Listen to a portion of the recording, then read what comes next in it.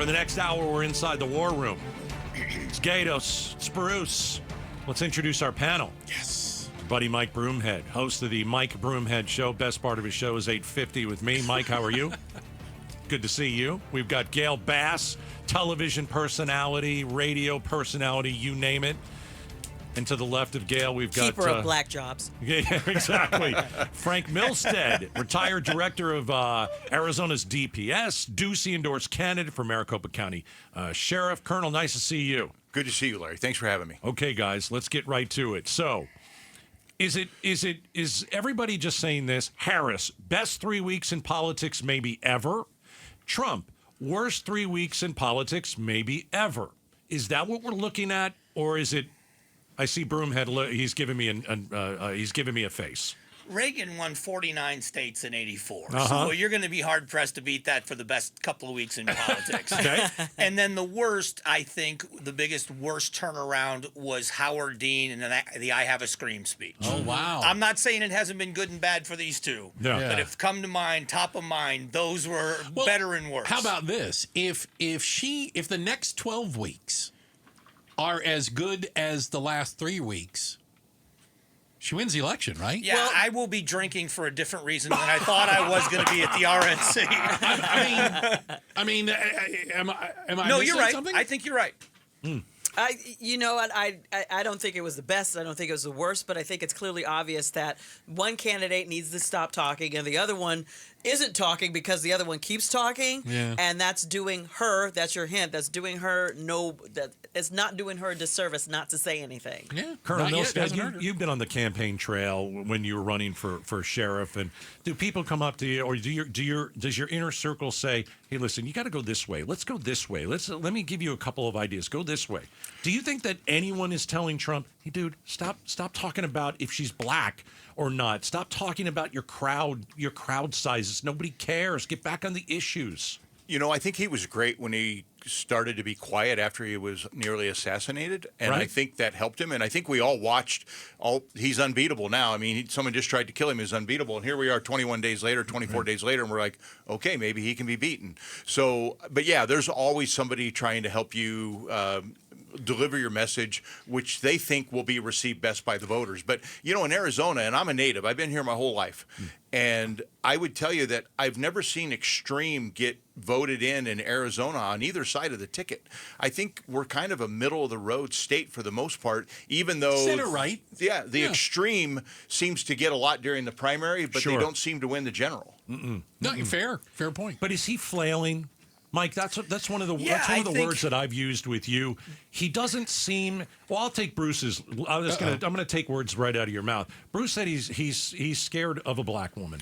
See, and I think I would go the opposite. I would say it's not about fear. I think it's about respecting an opponent. And we all know that if you go into a boxing match and you don't respect your opponent, you're going to take some big punches and maybe get knocked out. Mike Tyson, Buster Douglas. Sure. And I think in that case, Wow, what you're a great looking at, analogy. you know what I mean? If you're, maybe it was a level of, she's going to be easy to beat, and now he's realizing he's in a fight. He's in the fight for his life. So I would say that maybe he took a couple of punches and now he's between rounds and he better get his head together. Yeah, but wouldn't you say that everybody who is running for the presidency, who could lose, is in the fight of their life? That this is the ultimate job that people can apply for, and like everybody gets to vote. This is, the electorate. Anybody who's eligible to vote is on the hiring commission. But he had it- so you but have he to had say it- and do the right things. But Gayle, he had it won. Well, see, Like but Trump had it won. He got shot. He put his fist in the air, and everybody's like, Yeah. the That's opposite. done. If you think about the opposite happened to John McCain. If you remember the old videos of John McCain as a candidate in the primary, by himself, waiting for a Southwest Airlines flight, no money in the bank, nothing, and he ended up becoming the nominee. There is somebody that took a real assessment of what was happening and then did what was necessary to win. That's the question. Yeah. Are you willing to shift gears and do what's necessary? Well, and I think Trump's also hoping that the debates go like it did with Joe, and that when she gets on the debate stage and she's unscripted, that she can't answer a question clearly. And I don't know that that's a bad way to think about the debates, but you've got a long way between now and that debate. Plus, you've September got the 10th 12th. Is it 10th? Yeah, the 10th. Yeah. But you've got also in between there, you're going to have the 4-day worldwide pep rally of their convention for that momentum. Slash MTV so you Music you Awards. better be trying to slow that momentum down before you get to the debate. You know what? But think about it. They just had the reason why he seemed like he was unbeatable. Remember, they had just had the RNC. Then this man was shot. And let's just face it, people I know who were vehement anti-Trumpers, they texted me like, "Oh, good God!" Like that dude's a badass. Like no, that's not what they said. They said, "I still don't want this." They were saying, "I still want this guy to win, but no American president should be shot." Let's just all face it. That's what everybody felt. So that was kind of like a stepping back. Like we kind of all coalesce behind our leader when somebody tries to take him out. Who, no matter who our leader is, if the Taliban or anybody else comes after him, you know the full force and might of the American military and all the people are going to come after you. Right. All right, we are inside the war room. We've got Colonel Frank Milstead, we've got Gayle Bass, and we've got Mike Broomhead. One of the things that's pretty interesting about this race is, if you remember, Democrats were voting for Biden. Why? Because they hated Trump. Mostly, yeah. There weren't a lot of enthusiastic Biden voters. It's different now. Maybe I'm wrong. It's different now. Democrats are voting for Harris because they like Harris. Is that a fair statement? I think there's polling data that backs that up. That she has enthused Democrats in a way that Biden couldn't. Well, I think she's less hateable than Trump. If hateable is a word, I do. Well, you don't know enough about her. Well, I think if you go back and watch the things where she doesn't really support law enforcement, she doesn't support border security, and just the way that she's changed her message, I think is not appealing. But apparently, I'm only half of the 50% of the country is pretty damn excited. Well, I think with all due respect, because you were in law enforcement, and I respect that. I have a nephew who I prayed for before he even joined the force to make sure that he was safe. So you guys do a dangerous job, but I think that she has taken a different view, because I have been paying attention. And while you are focusing on the immediate, the now, the border, which we clearly do have a problem. I'm not going to sit there and lie and pretend like there isn't a problem. But the problem clearly goes with, why are they coming here? And that's been the focus. Like, there's no way we're going to stop any drugs coming over the border until Americans stop taking the drugs, number one. Number two, there's no reason for these people to stop if they know that we are that great shining, that city on the hill. We are their great last hope. And their countries are an absolute disaster and mess. They're not going to stop unless you build a giant wall, and the giant wall is not going to keep everybody out. So what do? You go in and you fix the root of the problem. But the root of the problem, that takes longer than building a wall.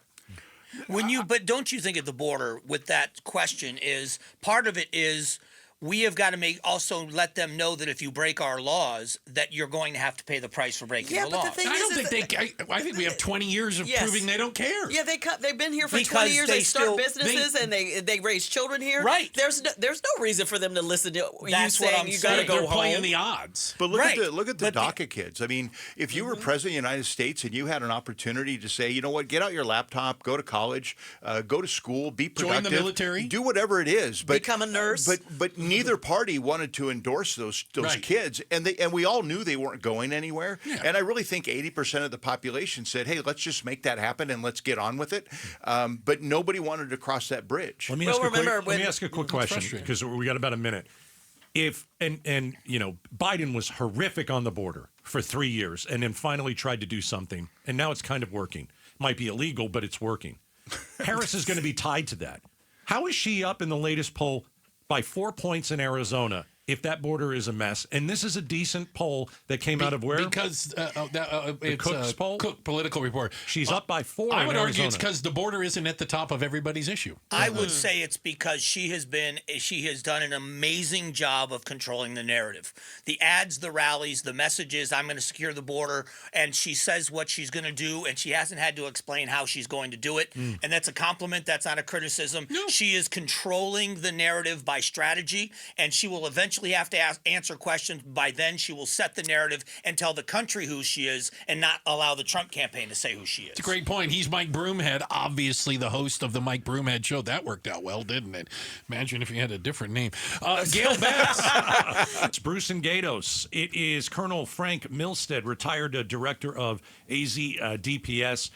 He was running for Maricopa County Sheriff as a Republican. He joins us. We've got Gayle Bass, TV, radio personality, Mike Broomhead, 8 to noon here at KTAR. Okay, so. Notice he didn't say I had personality. Are we voting for policy or personality? Isn't policy? It's interesting. Policy's been thrown out of the Nobody equation. cares about policy. I don't hear Trump talking policy. I don't hear Harris talking policy. It's like, oh, do we like her in front of the microphone? Do we not like him behind the keyboard? It's all about personality, right? No, Gayle I disagree. Bass, no. There are single issue voters. Like some people are definitely going out to vote because, let's face it, abortion is on the ballot. True. We were just talking about the immigration bill is on the ballot, and let's face it, that there are policy issues that people align themselves with a party. So when you say, they're voting for personality, no, they're going to vote for their party, the party of their choice, because they believe in what that party represents on policy.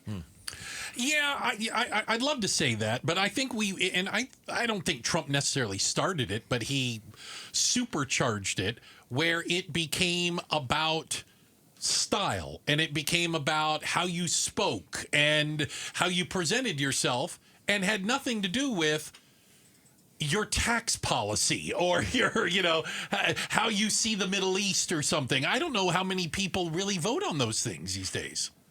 It's troubling. I, having just run for an office and being in rooms, I went to these legislative district meetings over and over. I went to Republican women meetings, and I use Mark Lamb, who's a personal friend of mine. Mark is as genuine of a human being as you see on TV. Yeah. And what you see is what you get with him. Yeah, absolutely. And his wife, Janelle, is just a saint.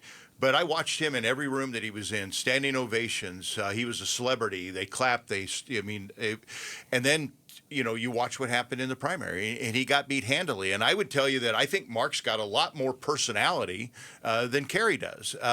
So I don't know that that's what it is, but it's really hard to watch that some of the things, to me, again, as a voter, that I think are huge. Like I said, the border. I mean, Kamala was in charge of the border, and that policy never was realized, or it failed. So, and I don't really find her more charming than Donald Trump. I wish Donald Trump would become a statesman. I wish he would become. I hope you're not going to hold your breath. By the way, I wish he could find a little. Anybody John know Kyle. CPR? Because you're going to need it. I mean, you had 4 years for him to become a statesman, and it didn't happen. I agree. And right now, it's not. I mean, focusing on what Kamala being black, that's statesmen don't do how that. you say it, And yeah. you know what? John McCain showed the perfect. He perfectly epitomized how he knew that Obama wasn't a Muslim, and that people are that famous. Oh, we stopped the that lady. that famous Yeah, interview great point. where that woman was asking him a question, and he said, "Hold up, right, 1 minute. Never see We're it again, not though. going there." You'll never see it again. And that is how you become a statesman. I agree. And we But have see- not seen that. Broomhead? Just in defense, And he lost. I would say that he did lose, but when you say you'll never see that again, I can tell you because I witnessed it.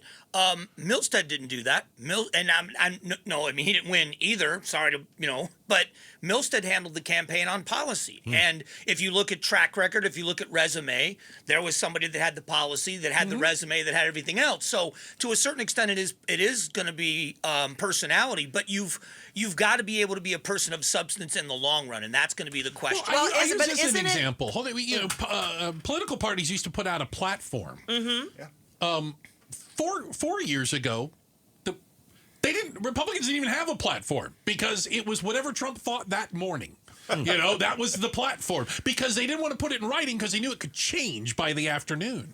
I mean, it's not about policy. Yeah, but in the end, it will in be. the primary, it's about the primary. I would think it's more about policy and It's more about personality than policy because, like you were saying, even outsiders are saying that Mark Lamb, from what I've been reading, that Mark Lamb was a better candidate when it comes to policy. But when you have a TV personality, there's something about when you have somebody who's a star, whether it's Trump, whether it's Carrie Lake, or whoever's running. There's an NBA player, a former NBA player who just won in Minnesota, Wisconsin. Yeah. When you are a star, you automatically get a few points just from that.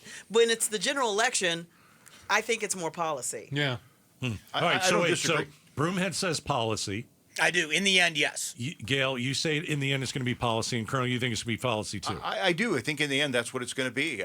Again, if you contrast Carrie and Mark against each other, like you said, Carrie had a lot of name recognition. She, on the news for 25 years here. She's, attractive and money, and she had a lot of money. Yeah. And an endorsement. Money might be a big deal in this. Yeah. All right, that'll do it for the War Room. Thank you, guys. Colonel Milstead. Hey, and everybody's walking. There were no shoes thrown. It was great. It's not about the money; it's about how much money. Yeah.